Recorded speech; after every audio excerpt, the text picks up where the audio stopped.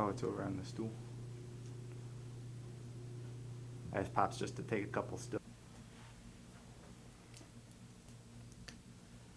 Okay, we're about ready here. Just make sure Dad's. Can I step in your light? Gotta get Dad to Can I get perch. some shadows? Turn down my cell phone. Now, when I turn this on, though, this makes a sound. That's okay, turn it on now. So, okay. So last time, a couple questions came up that we thought would be a good idea to cover, and one was the movie theaters and bars in Nicholson.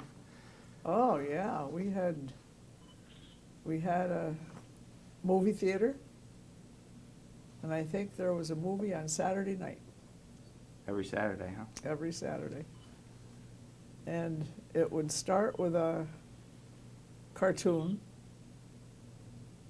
and it would have a serial kind of thing that would go on, where they'd give you part of a story, and then the next week they would continue it. In other words, to try to get you to come back every Saturday night. Not for the main feature, but because they had the short subject type of thing that was continued next week. And that's how they suckered you in, huh? Pardon me? That's how they suckered you in, coming Yeah. back? Yeah. You have any stories about the bars? Well, let me finish up with the Okay. theater. I think the whole theater may have had 8 seats and 8 seats with an aisle in the center. Pretty small. Hold on one second. And there were a couple bars. There was a hotel whose name escapes me at this moment. But Hotel Almont, for some reason, Almont, some reason that is sticking in my head. And of course, the occasional brawl that would happen because people went there to get drunk. I mean, it wasn't just to have a beer and a social hour, you know. They had a purpose. Drink to oblivion. We talked about the Great Depression a little bit last time, and I was just wondering, how did going through the Great Depression and not having a lot of money growing up, how did that affect your perspective on life? Well, it probably made me appreciate everything more. How to get along with less.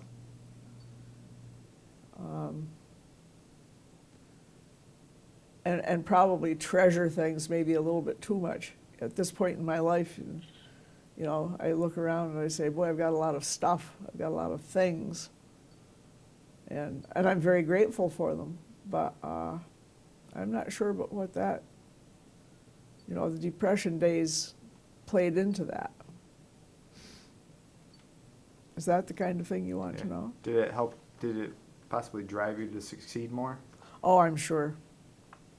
I'm sure because, well, as I have said before, my dad didn't have very much ambition, really, even though you would think, well, he was gone all the time. But I know, you know, that when he worked at our house, I could see that he wasn't driven to do much, except he did put food on the table. Not much. But, oh, excuse me. And my mom, I always thought was just the opposite. You know, she had a lot of ambition. She had a lot of talents that she shared and so forth. But I always wanted to be a music teacher, and I couldn't see how that could ever happen.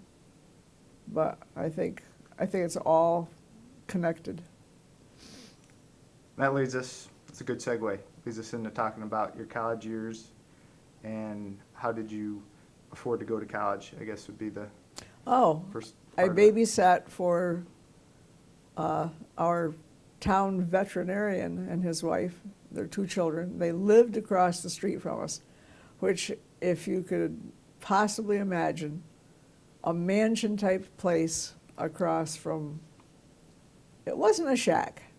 It was a nice, sturdy house, but there was nothing significant about it. It was a small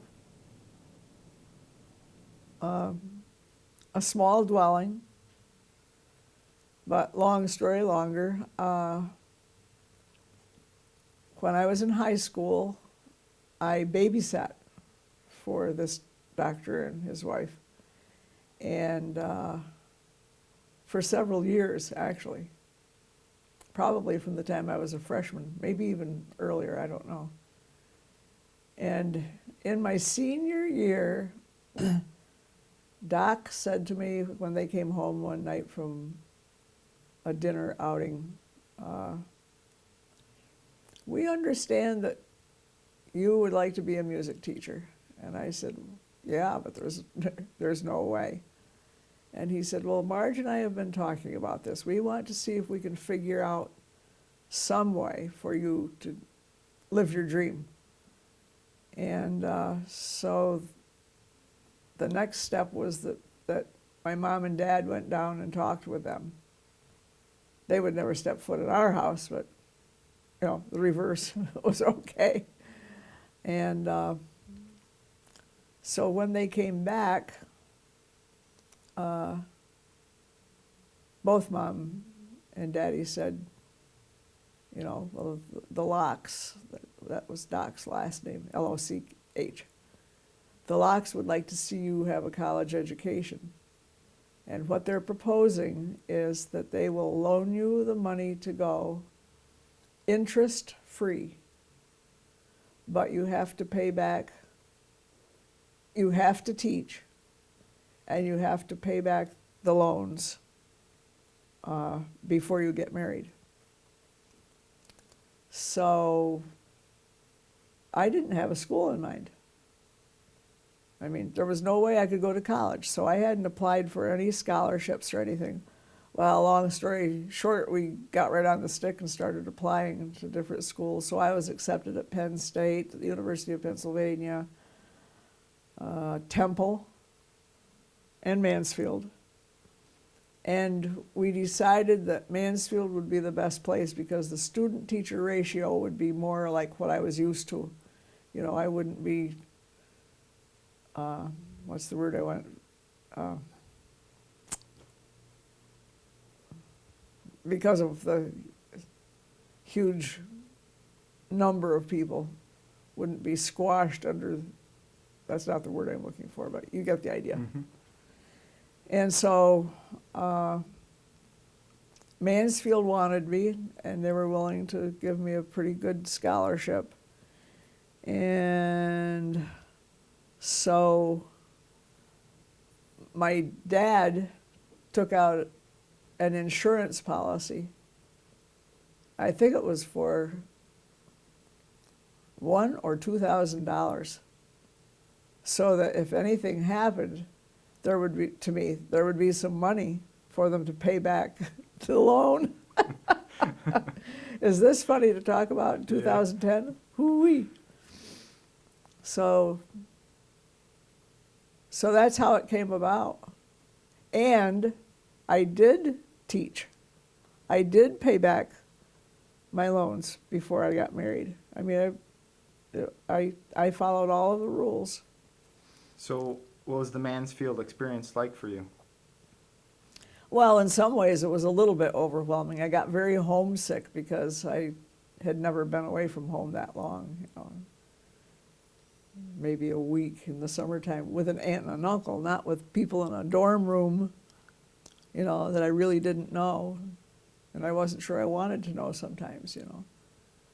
So, but the classes were stimulating. My music classes were very, very good because I was very, very good at that subject. And I played in the band. I played in the orchestra. I played flute in the band. I played violin in the orchestra. I sang in the chorus. I sang in the in small groups. I was in a wind ensemble on the flute. I mean, I don't know when I had time to go to class, if you know what I mean. But I did, fulfilled all of my obligations. So it was for the most part, it was a really great experience. You know, I'm still in touch with people that I went to college with. I think that speaks for itself. Why did you want to become a teacher? Oh, I always loved music. I always was singing or playing or whatever. And I guess the thing I always wrote down about why I wanted to do that was because I always liked to help others. And teaching is helping others. So that's my big answer right there. What types of jobs did you have during college or at college? to help At get you by? college, part of my scholarship money came from working in the dining room. And my shift was the supper shift, I think for all 4 years. And back then, you had to have a black skirt, a white shirt, a white apron. You carried the trays above, on one hand above your shoulder, and you served the people at the tables. You served your classmates. So in a way, it was a little bit of a humbling experience, but heck, that was money for me to go to college, otherwise I wouldn't be there. And in the summertime, the first summer I think it was, my friend Jane and I, from Nicholson, worked at selling magazines in, I think it was Milton, Pennsylvania.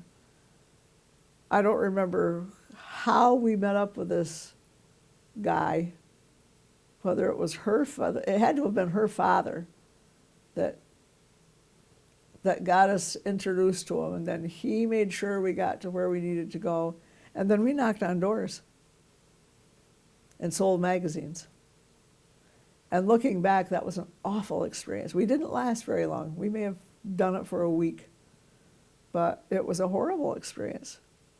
We didn't know anybody. We were asking people to buy magazines. Are you serious? But you couldn't call them magazines. They were publications. Yeah, so people really didn't know what they were getting into. I mean,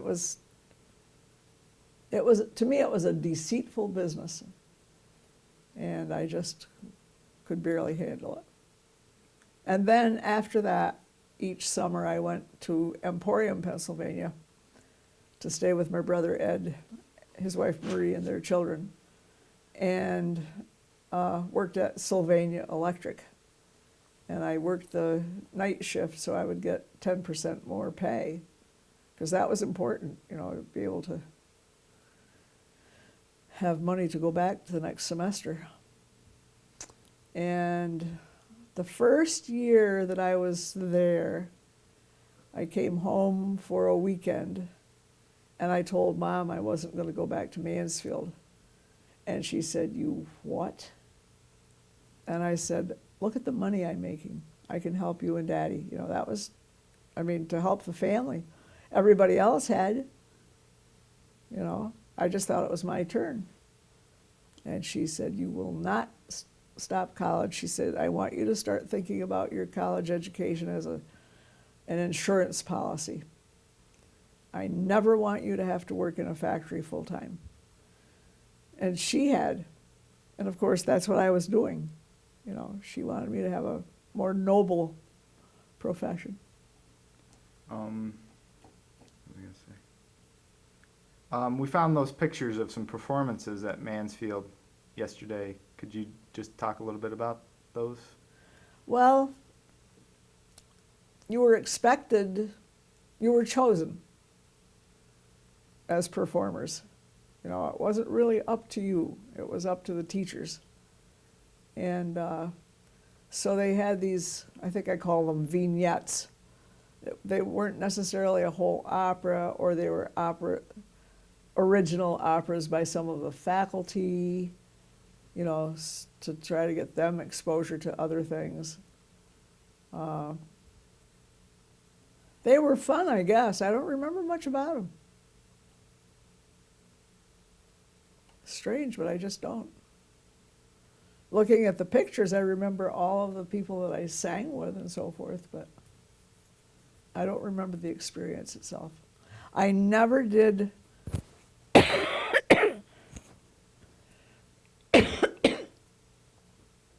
excuse me. I never did like opera type things. I never liked somebody that I wasn't. I would rather be part of a chorus. I would rather be a soloist. But I didn't enjoy dressing up and becoming whoever. That just never turned me on. And P.S. the end of that is I'm not a huge opera fan. Never have been. My father hated opera, but I don't know that that had anything to do with it, because he was so opinionated about a lot of things. So, what years were you at Mansfield?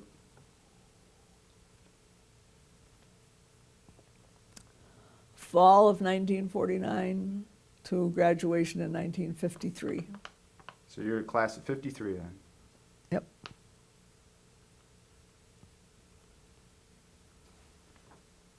Just to stay with the education, even though it's not chronological, could you tell us about your first and second masters and where you went for those? In order for you to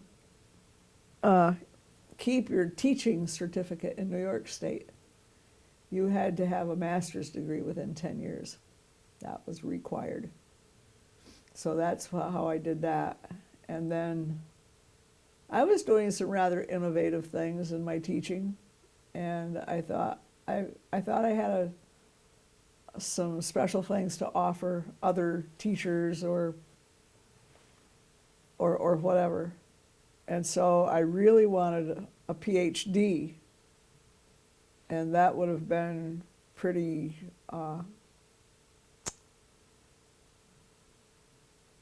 I want to say cut and dried, maybe fairly narrow in scope.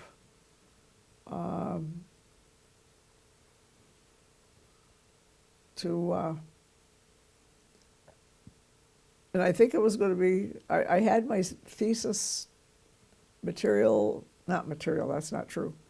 I had my thesis subject, maybe that is what your thesis is, in mind and so forth, which was going to be on electronic music. And for 53, 63,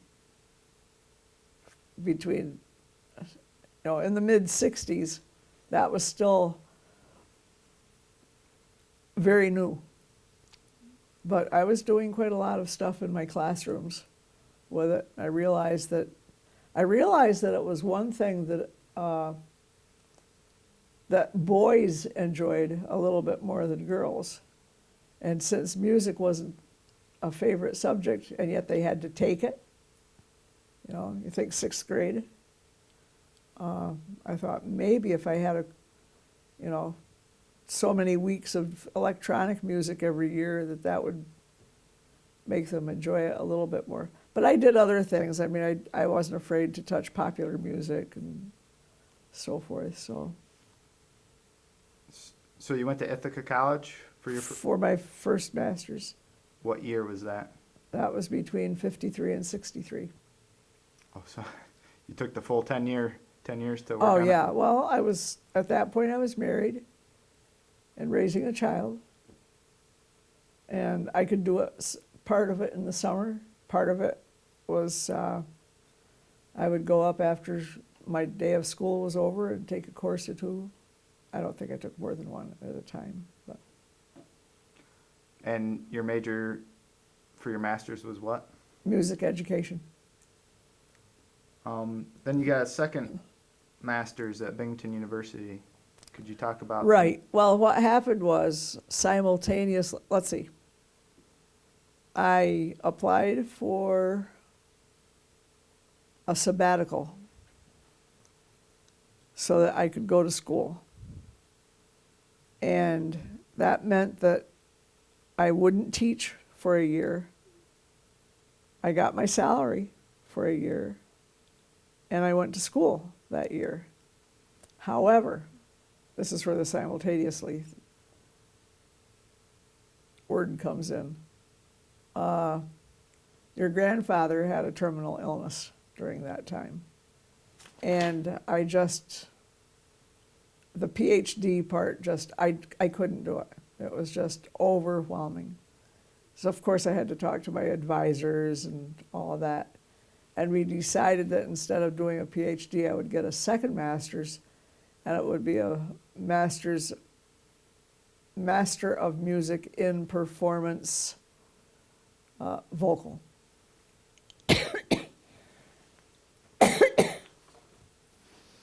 And then I had to prepare 3 recitals, I think it was, that year. But then one of them was called my master's recital. That was major. Do you want to talk about that? Oh, I'd have to have a program in front of me. Okay. So what year was this, or years? This was between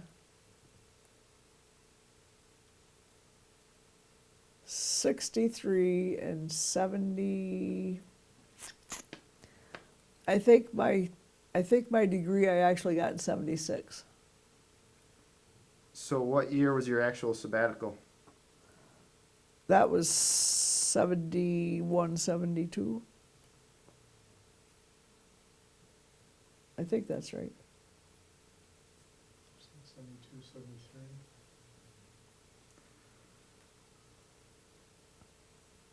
Because I went back. Marty died September 28th of 72. I had just gone back into teaching after my sabbatical. So my sabbatical would have been 71, 72 to get that school year thing. And I'm not sure if you stated, what was your major again? Oh, Master of Music in Performance. So I did, the whole thing was my singing. Now, when I get into a little bit about your teaching career, where was your first teaching job, and what grade was it? My first teaching job was at the George F. Johnson School in West Endicott, and it was a 1 through 8 school.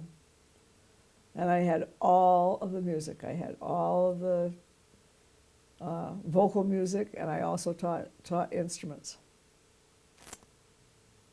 And I think it was 1 half day a week. I went over to what was then the West Corners School, which had grades 1 through 4, and I think it just had, I think they had kindergarten too, but I didn't teach kindergarten. They had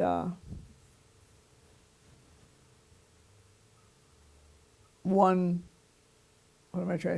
class of 1st through 4th grade, and maybe 2 kindergartens, I don't know. But anyway, one half day a week I did that. And I had some violin students over there. So talk about a busy job. Did you know how to play violin? Oh yeah, I played violin from the time I was in 4th grade. So briefly, what instruments did you learn to play throughout your lifetime? Everything except bassoon and oboe. I had to learn how to finger everything. I had to learn how to teach every instrument. But to actually play, I never played double reeds. Percussion, yes. All of the strings. All of the brass. And the woodwinds, with the exception of the double reeds. So when you finally got teaching, was it everything you imagined it could be? Oh, it was those first few years were a little bit overwhelming. and then I got married, you know, so it was a combination of trying to juggle teaching and being a homemaker, and then Marty came along. I know I was pregnant when I was still at George F. Johnson. And then some newer schools and that was in 1959. And then there was some juggling by our music supervisor. And they built a couple new elementary schools. And I remember, I might not have these dates exactly right or so forth, but I remember my supervisor saying, if you could choose where you wanted to teach in Endicott, what would you choose? And I chose one of the new schools. And that's where I ended up, at Ann McGinnis, which I liked very, very much. You know, there was a great faculty there, so forth. And then what? Where are we? I think you answered my question. Okay. I know we've touched on this briefly. Just want to make sure I got the information correct. What year did your parents move to the Southern Tier? Move Move to Endicott. What year did Oh, your parents? that would have been 1953. I was a senior at Mansfield. And they moved to Endicott, right? On Washington Ave. On Washington Ave. And why did they move? Well, my mom was already in Endicott for most of every week because she worked for the Johnson family. And so they thought it would be a lot easier if they would go where she, of course, at that point was probably the major breadwinner. So it was much easier for them to be in Endicott than in Nicholson. I don't remember, well, your senior year in college is whirlwind anyway. And so I don't remember a lot of the details of all of that, but you know, I was at Mansfield, and then home wasn't Nicholson anymore. You know, it was kind of weird. And your dad had set up a shop. We found some pictures yesterday. Could you talk a little bit? Yes, he set up a shop. There on Washington Avenue, there was a house that we were renting, and it had a little separate doorway. Somebody evidently had some kind of maybe it was a candy shop or something in their own home. And so he just took over that entrance for his business. And then we had another entrance that was to our home part of the house. Okay. So next I'd like to know how you met Grandpa. Actually, it was through Ollie and Roberta, Ollie's second wife. Roberta had how does this go? Roberta had a sister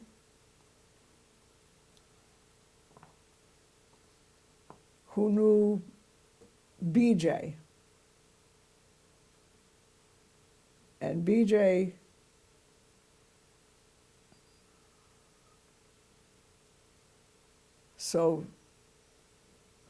and BJ's brother was Marty. And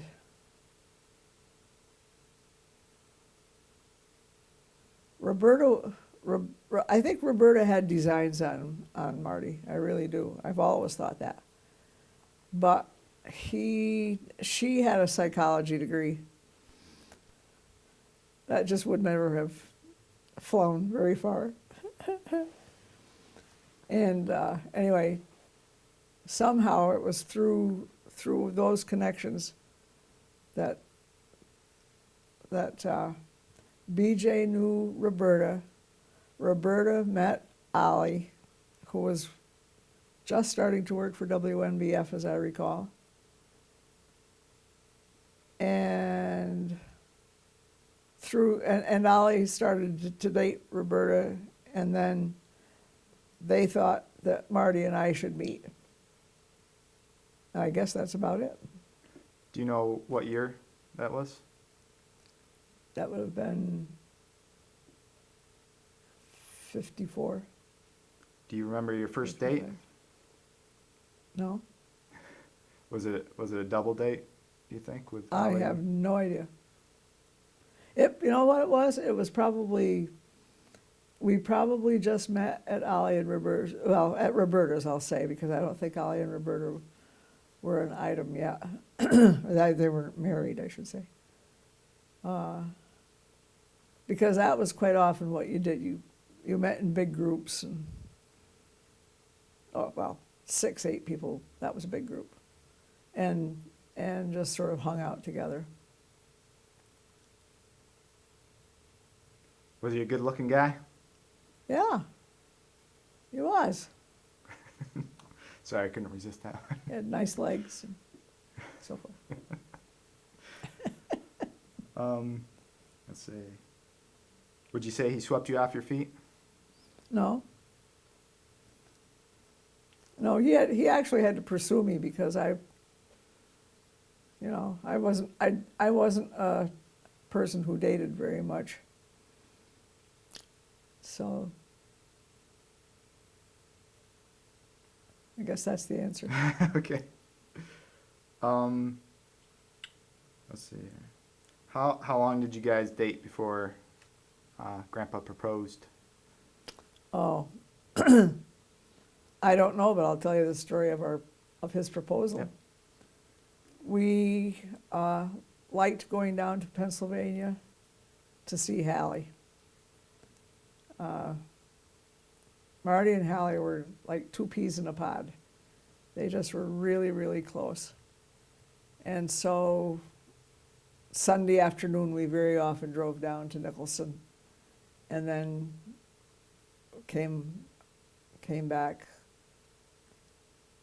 usually after dark. And this particular night, we got on one of this, we were taking the back road out of Nicholson to get up to the main highway. And he pulled over. And I say, oh, okay, what's this about? And he said, I would like to ask you a question. I'm a diabetic, and I know that my life probably isn't very long, but what life I have, I'd like to spend with you. And I remember we were sitting very close together on the driver's side, and I remember just, my body just went whoosh. I got as far away from him as I could, and I'm looking at him like, what is this? You know, I was non-comprehending at that point. And then it was like somebody tapped on my shoulder and said, say yes.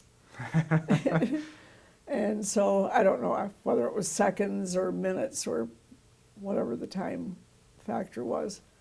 But anyway, I realized that probably he was the best I could ever get. I mean, it just was right there. And so I got out of my corner and out of the ice cube I was in and said, I would like that. So that's how that happened. Had you thought about marriage with him before? I have no idea. I would say that because of my reaction, no. But I don't know that for sure. That was a long time ago. Do you remember roughly what year or day or month he proposed? Well, it was summer. The summer of, yeah, we got married in December of 55. So it was probably the summer of 55. Oh, wow. Yeah, So you moved fast back then to get married, is that? yes. Afraid so. Um, would you say he was the love of your life? Oh, yeah. Yep, no question. You have any other questions about how your parents? No, that's something I don't know that I ever knew. Oh, you've never heard that story before? I knew I could lead you into that story.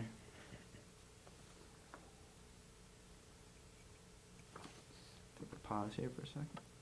The bigger question is, what was the car you were in? The Ford or Mercury? Yeah, I think it was, oh, Pause, right? didn't he have a Mercury? I'm not sure. Well, it was a convertible. And it was spotless. You know, before anytime he picked me up, that car was washed.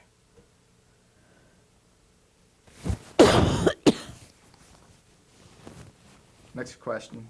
Can you tell me a little more about Grandpa, like his personality, sense of humor? Oh, he was funny. Had the best sense of humor. For the most part, easygoing. I think he had a hard time working with his dad because his dad had a drinking problem, and he wouldn't know from day to day which father he would have, you know. So that was tough. But he had a wonderful personality. You could talk to him about any subject.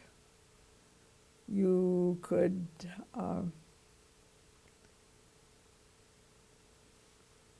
he had a very good vocabulary.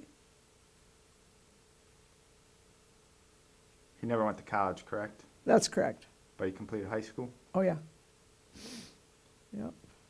But there was something else I was going to say about his personality, and it just went right out me. What kind of sense of humor would you say? Was it sarcastic like mine, or? No, not really. As I recall, it just seemed like all of the Hartmans had that way of remembering funny stories, remembering funny experiences. And they laughed a lot, you know, so that was sort of ingrained in them because Nanny was that way, Pop-Pop was that way. It came down to the children, for sure, and grandchildren, and great-grandchildren. I was gonna say, do you see any of the same traits in Grandpa and like Dad or Oh, myself? yes, yeah. Yeah, as a matter of fact, I quite often say how like your grandfather you are, or how like Marty is Like, his father. in what way? Well, the traits, there's a warmth, there's the sense of humor, there's the work ethic. I know I'm missing a whole bunch of things here, but all of the good things. I mean that very sincerely, you know, I just, through my two major illnesses here, I see so much of the late Marty in these Martys.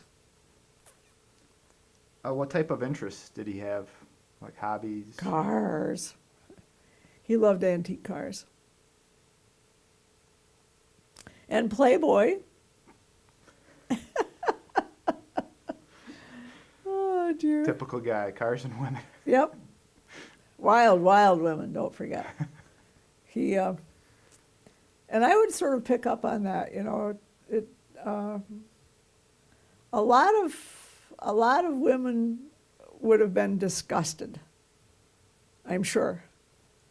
And instead of that, I would sort of play up on it. Like, I found a set of mugs. I think there were 6 of them. And the handle of it was a curvaceous woman, okay? And she did a striptease. Each mug had her taking off her clothes, and then at the end there was just her legs to hang on for a handle, you know, her naked legs I mean, and there was a picture that went with it. But he loved that set. And of course, he and the boys would have their beer in it once in a while, too. So What was his profession? he was in the plumbing and heating business. He was a master plumber. So that he and his dad had their own business, Hartman and Son. He had juvenile diabetes, correct? Yes. What was his attitude towards that disease? Well, I'm going to say disgusted. You know, it was a horrible disease.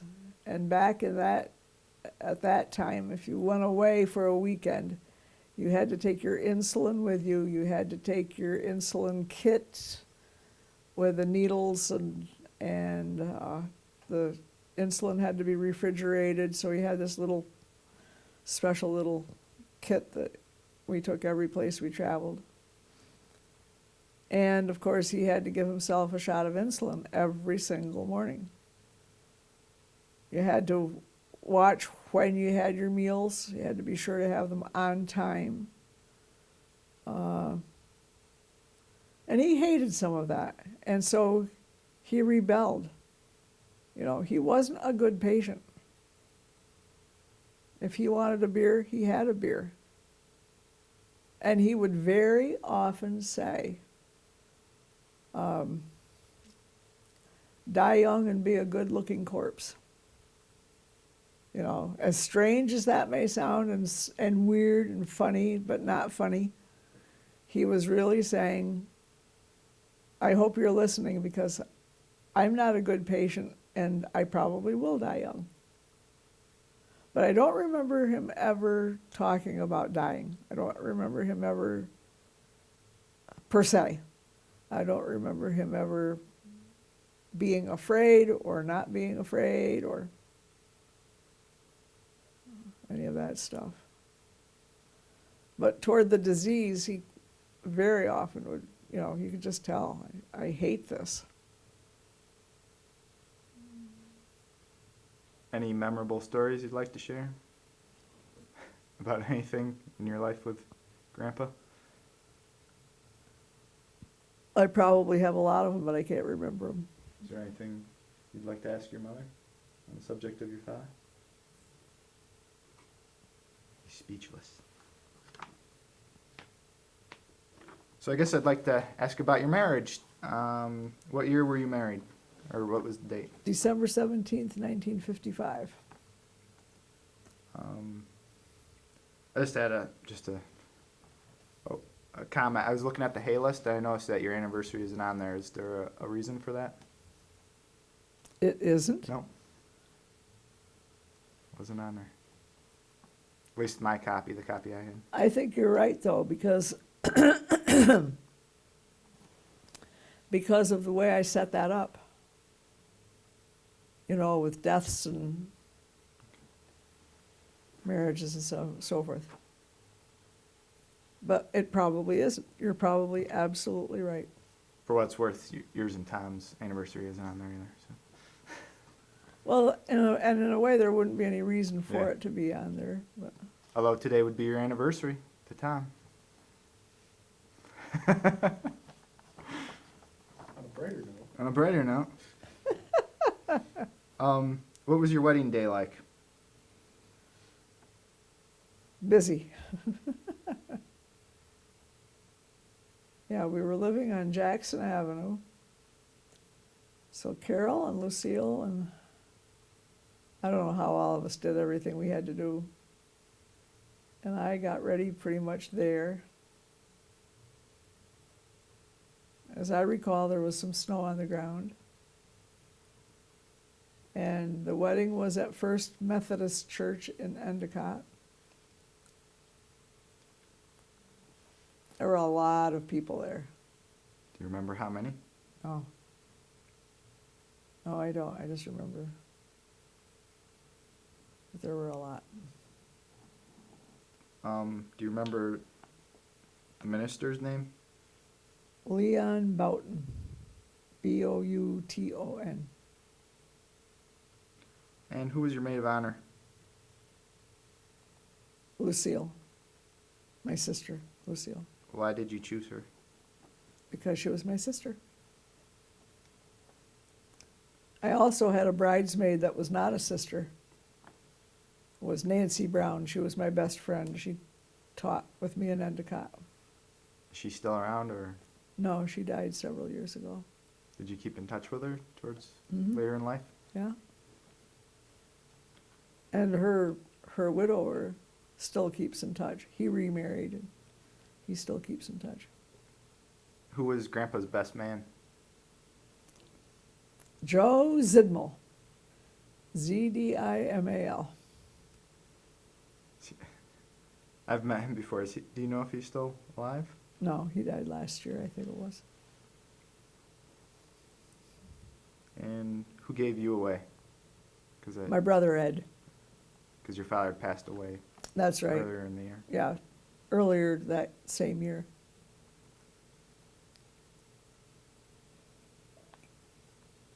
Did your father ever meet Grandpa? Yes, Did he approve? Marty took turns with my brothers to take care of my father during his final illness when he was hospitalized. He just got into the rotation. It was amazing. It is amazing. Yeah. Yeah. Wow. Where did you have your reception? Do you remember? Right at the church. Okay. It was alcohol free, of course. What was there music? I'm assuming so. Oh, yes. Yeah. The choir director at First Press had a wonderful bass voice. And he was one of the premier soloists in the whole Triple Cities area at that time. His name was Ken McDavitt. And I don't remember who the organist was right now. But anyway, he was a soloist. That was during the wedding? I'm guessing. No, the Or music reception. almost always back in that day was before the wedding began. Did you have any music at the reception like they do No. now? No. No twangy guitars Do or you- banjos. Do you recall roughly how much the wedding cost, out of curiosity? No. Just Nope, not at all. comparison for what it was back then to like today. Yeah, no. Was it one of the happiest days of your life? Oh, yeah. Yep, And it was your wedding day, everything you hoped and expected and yep, wished for? yep. We headed off to, we were going to the New England states. And so, I don't know, we had reservations, I'm gonna say in like Oneonta or someplace like that. So you went through all the New England states roughly? Did you get up to Maine, or Yep, we did. how many, what was the time period, like a week, 2 weeks? Or just a week, Because you both had jobs to get back to. yep. Your first home. You've told this story to me many times. Could you Our get- first home was a furnished apartment in Johnson City. The kitchen was the size of a closet. I kid you not. And the living room, there was no dining room. The living room was very small. And I really don't remember the bedroom, but I'm sure it was very small. And the bathroom, where somebody had died in the shower, we found out later. Yeah, I thought that was, would I have taken that place if I had known? Probably not. But anyway, our whole premise was that we were going to build our own house, and we weren't going to pay any more than we absolutely had to for rent and so forth, so that we could save everything for our house. And sure enough, that's what we did, because we ended up building that lovely house on Robinson Hill Road and so forth. So what year did you start building your house on Robinson Hill Road? We were married in 55, 56. It had to have been coming along pretty nicely in 57, I'm gonna say. Because Marty was born when we lived in that house. So how long did it take to build? I don't know, I'm just gonna say a couple years. But Marty and his dad worked for contractors, and so they knew who might do a really good job, and they asked this contractor, you know, what can you do for us? And one of the things that they could do was to have our bathrooms as showcase places. So there was hardly any expense except for materials to build the bathrooms. And of course, Marty and his dad did the work, so they used their own time. There was no extra time to build the bathrooms there. And one had sort of pinkish fixtures and the other had greenish fixtures, which was just a brand new concept to have colored fixtures in the bathroom. And so if anybody called and said, we'd like to see it, why, the idea was that we would show them. I don't remember how many people may have, not very many. But that was, I mean, they gave us a really good deal just because of that. And of course, your dad was the one that was frugal, and your dad, your grandfather was the one that was frugal and knew a lot more about building than I did, you know, so I left almost everything about it up to him. So did he do more than just the plumbing in the house, or? Yeah, but I don't remember how much. They were so busy, you know, to put in 2 bathrooms in a house was major. And how much did the house cost in late 1950s? 1958, I'm going to say it was, 57, 58.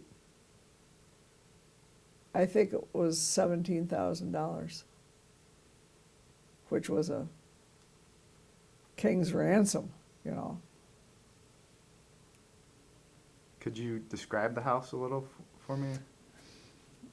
It was a split level, so the first level from the ground coming in on the left was a 2-car garage that went up to a kitchen, living room area, which went up to 2 bedrooms and 2 baths, which went up to a bonus room on the top. And then below the garage, there was 1 level where we had a washer and dryer, the furnace room, the laundry room, all of that. It was nice. It was a big house. What color? Green. You thought I was going to say blue. I thought you were going to say blue. Is it blue now? I thought. I don't know. Color, well, it was green, then it was painted white, and I think the owners who own it now made it blue. Ah. That's probably where I got it. Any memorable moments of the house you'd like to share? Oh dear, that's a question out of the blue. Used to have a lot of dinners there. Hmm? Used to do Sunday dinners for the family, or. Yeah, well, Sunday dinners, and then we had the plumbing group there quite a few times. What we would do is just open the garage doors, or not open the garage doors, but use the garage space as a big dining room, you know. So, And eventually the basement was finished. yep, the basement was finished with an office and a Bath. shower room. Was it your dream home? Was everything? Oh, yeah. Absolutely. Just one more question, and then we'll cut it off. Dad had mentioned the other night that Grandpa was a Freemason. Yes. What do you know about that? Not very much. I just know that he went to the meetings, but what they did, I have no idea. Never talked about it. Nope. Well, it was a secret society. And if you knew me, if that's what he said it was, then it wasn't up to me to ask. And knowing his personality, it wasn't up to him to tell. You know, he was a very private person in a lot of ways. I always said it would be interesting to know how many things he took to his grave that he never shared with anybody else because somebody told him something in confidence. You know, he just wouldn't think of breaking a confidence. Anything else before we Split. split? Thank you. Thank you.